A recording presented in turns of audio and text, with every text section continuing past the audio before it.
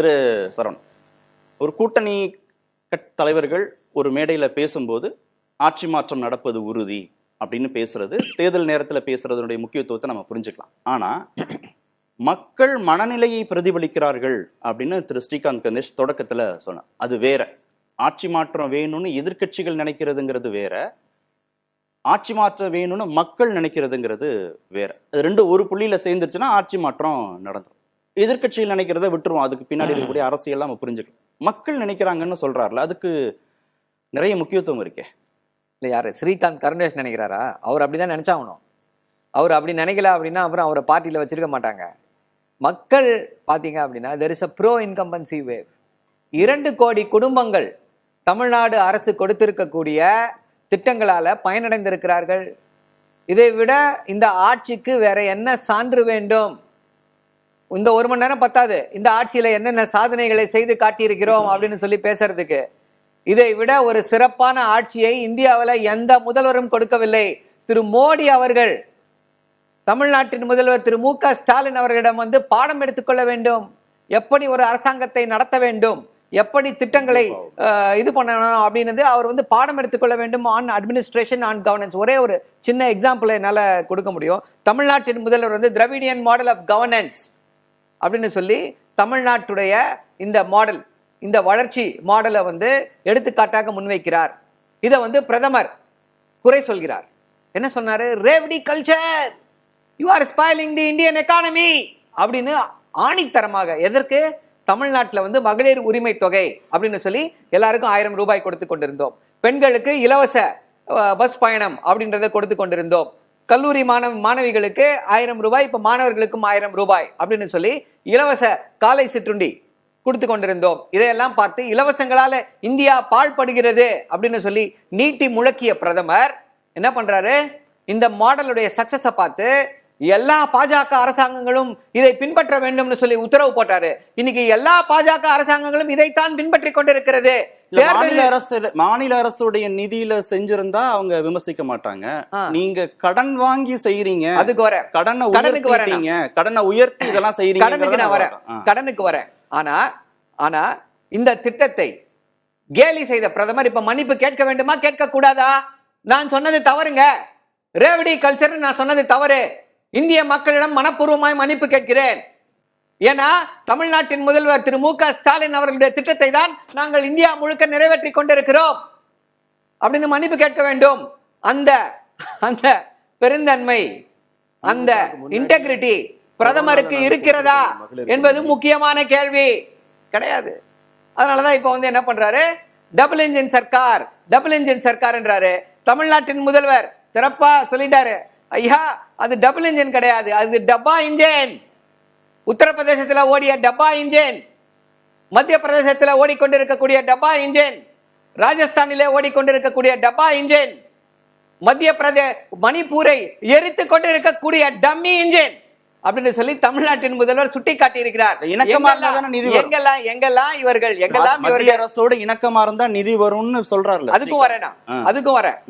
திரு எடப்பாடி பழனிசாமி அவர்கள் இணக்கமாக இருந்து எதை செய்து கிழித்தார் அப்படின்றதையும் உங்களுக்கு விளக்கமாக சொல்லி காட்டுகிறேன். கொஞ்சம் வெயிட் பண்ணுங்க.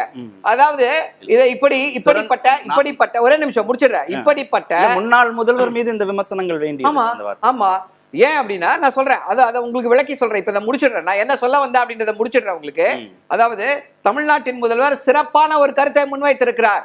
நீங்க வந்து இந்த டபுள் இன்ஜின், டப்பா இன்ஜின் உள்ளே வராத தமிழ்நாடு, கேரளா, ஆந்திரா, கர்நாடகாவை எடுத்துக்கோங்க. அவர்களுடைய வளர்ச்சி விகிதத்தையும் உங்க டம்மி இன்ஜின் புகுந்த உத்தரப்பிரதேசத்தையும் மத்திய பிரதேசத்தையும் மற்ற மாநிலங்களையும் கம்பேர் பண்ணுங்க, மணிப்பூரையும் கம்பேர் பண்ணுங்க. எல்லாவற்றிலும் சிறந்து இருக்கிறோம். இதை விட என்ன பெரிய சான்று வேண்டும் உங்களுக்கு அப்படின்னு சொல்லி தமிழ்நாட்டின் முதல்வர் சுட்டி காட்டி இருக்கிறார். இதற்கு பதில் சொல்ல முடியுமா? யாரால முடியுமா? முடியாது. இப்போ அடுத்த நீங்க கேட்ட கேள்வி, ஒரு கேள்விக்கு வருவோம். என்ன கேள்வி கேட்டீங்க? இணக்கமாக இருக்க வேண்டும். இணக்கமாக இருந்து என்ன தெரியுமா சார் பண்ணாங்க? சிஏஏ சட்டத்தை, இஸ்லாமியர்களுக்கு எதிரான சிஏஏ சட்டத்தை இந்தியாவுக்கு கொண்டு வந்தாங்க. இந்தியாவில் நிறைவேற்றினார்கள், பாராளுமன்றத்தில் நிறைவேற்றினார்கள். இது ஒண்ணு. அடுத்து நீட்டை ஆதரித்து நீட்டை கொண்டு வந்தாங்க. இஸ்லாமியர்களுக்கு எதிரான முத்தலாக் சட்டத்தை கொண்டு வந்தார்கள். அதே போல என்ன பண்ணாங்க? என்ன ஆபத்துன்னு சொல்லுங்க, பதில சொல்லுங்க. விவசாயிகளுடைய என்ன ஆபத்துன்னு கேக்குறேன். கொஞ்சம் இருங்க சார், இருங்க.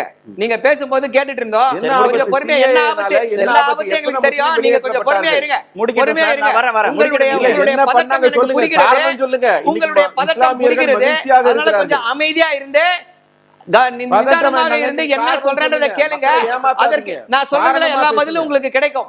முக்கியமான விஷயமாக குறுக்கிட வேண்டாம், நீங்க அடுத்த சுற்றுல பேசலாம். முக்கியமான விஷயமாக நாம் எதை பார்க்க வேண்டும் அப்படின்னா, இந்த இவர்கள் கொண்டு வந்த விவசாயிகள் சட்டம் இதை வந்து கொண்டு வந்தார்.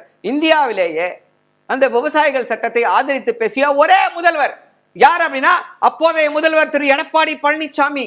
ஏன்னா ஒரு விவசாயியா, அவர் ஒரு விவசாயியா, அதனால அந்த விவசாயிகள் சட்டத்தை ஆதரித்தாராம். அப்புறம் என்ன பண்ணாங்க? அந்த சட்டத்திற்கு எதிராக குரல் கொடுத்தது யார்? திமுக. தமிழ்நாடு சட்டசபையில் அதற்கு எதிராக தீர்மானம் போட்டோம்.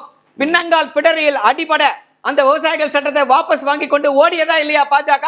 ஒரு 1000 ஆண்டுகள் ஆனாலும் ஒரு ஃபுல் ஸ்டாப் கமா கூட மாத்த மாட்டோம்னு வீரவசனம் பேசிய தலைவர்கள் எங்க இருந்தாங்க? பாஜக தானே இருந்தாங்க. அதை மாற்றி காட்டினார்களா இல்லையா? சோ இதுல யார் இணக்கமாக இருந்தா? அப்புறம் என்ன சொன்னாரு? எடப்பாடி பழனிசாமி என்ன சொன்னாரு? இந்த கொள்கைகளை அவங்க சமரசம் பண்ணிட்டாங்க. இல்ல உங்களுடைய மொழி கொள்கையில இருந்து அவங்க ஒரே நிமிஷம் எடப்பாடி கல்வி கொள்கையில இருந்து வேறுபடுறாங்களா? எடப்பாடி பழனிசாமி அவர்கள் என்ன பேசினாரு? என்ன சொன்னாரு? சிஏஏ சட்டத்திற்கு ஆதரவு கொடுத்ததுக்கு பாஜக இருந்து வந்த பிறகு கூட்டணி தர்மத்தால நாங்கள் ஆதரிக்க வேண்டிய சூழ்நிலை வந்து விட்டது. அப்பனா என்ன அர்த்தம்? கூட்டணி இல்லைன்னா இதை ஆதரித்திருக்க மாட்டோம் அப்படின்றாரு. அப்போ அது ஆதரிக்க கூடாத சட்டம். அத எதற்காக நீங்கள் கூட்டணி தர்மம் கிடையாது. எங்க அமைச்சர்கள் அமலாக்கத்துறையால் கைது செய்யப்படக்கூடாது, இடி வந்து எல்லாத்தையும் வாரிட்டு போயிடக்கூடாது, நாங்கள் கொள்ளையடித்து வைத்திருக்கக்கூடிய சொத்துக்களை அட்டாச் பண்ணிடக்கூடாது என்பதற்காக இவர்கள் பேசிய சமரசம். இவர்கள் வந்து சமரசம் செய்தது பாஜகவோடு மட்டுமல்ல, தமிழ்நாட்டு மக்களின் நலனையும் சேர்த்துதான் சமரசம் செய்து வைத்திருக்கிறார்கள். அதைவிட முக்கியமாக என்ன விஷயம் அப்படின்னா, ஒரே ஒரு விஷயம், தமிழ்நாட்டுக்காக ஒரு துரும்பை கூட இவர்களால கிளி போட முடியவில்லை. 2016 எய்ம்ஸ் வந்துச்சு.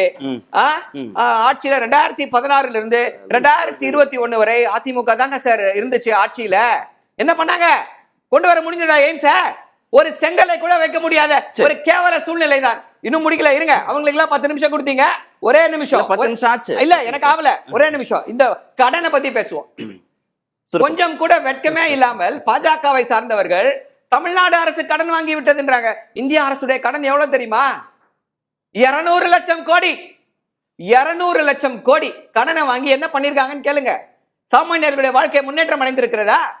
நம்மளுடைய கடன் வந்து நம்ம வாங்கி இருக்கக்கூடிய கடன் ஒன்றிய அரசு சொல்லிருக்கக்கூடிய அந்த fiscal responsibility and budget management act குள்ள தான் இருக்கு. அதற்கு மேல நம்மால கடன் வாங்க முடியாது.